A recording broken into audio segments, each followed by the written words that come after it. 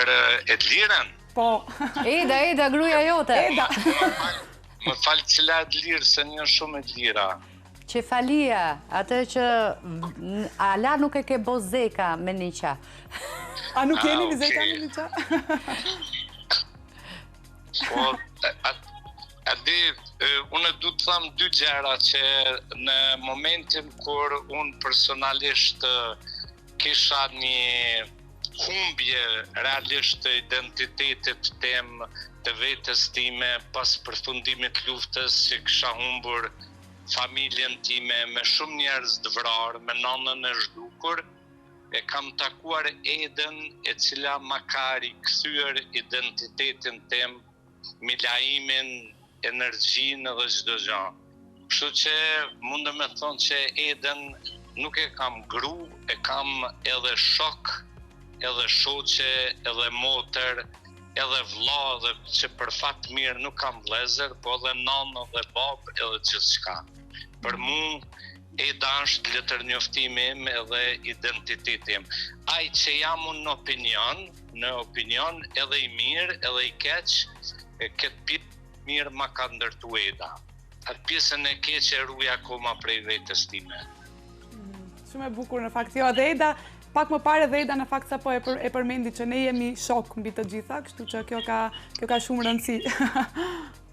Edhe kështu sebeb i lidhjes tonë është pronari Alsatit dhe Bevelia, ai ka qenë si thush shkuesi ose mësiti i lidhjes tonë, edhe unë jam feminist natyral sepse jam rritur me 5 motra, i kam 4 goca, edhe për fat keq e ndjekja ta manetin e babës tem, që më ka thonë kur njetë mos i bërë shpull grusë dhe fëmijëve. Nga njëherë unë e lypi, po Eda nuk më bjen për shkak të këtij amaneti, po jemi shok shumë të mirë me zvete. Surprizë e bukur. Thjesht e vërtetoj atë që sapo thash shumë. E vërtet. Ne funksionojmë kështu. Mendoj që ka qenë fat i madh, unë ja kam thënë Milaimit kur jemi takuar.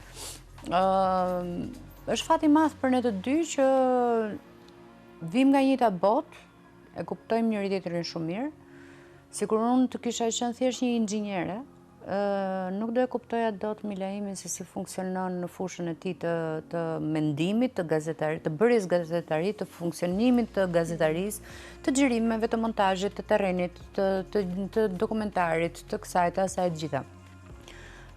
Unë me Milaimin nuk kam nevojë të bisedoj gjatë, të analizoj gjatë. Do bëhet kjo, okay. Çfarë ndime do prej meje? Do bëhet kjo tjetra, okay, më thuaj ku mund të ndërhyj unë, ose nëse unë kam një mendim ndryshe, thjesht ja them mendimin tim. Por nuk diskutohet asnjëherë pjesa për shembull që ti tani do rrish 2 javë larg familjes, çfarë është ky muhabet se unë nuk e përballoj dot vetëm ngarkesën e fëmijëve tjetër. Nuk ka qenë ndonjëherë pjesë e diskutimeve që pengesat që profesioni jon i ka normale, të në familja jon janë të pa diskutueshme. Domethënë nuk përbëjmë pengesë.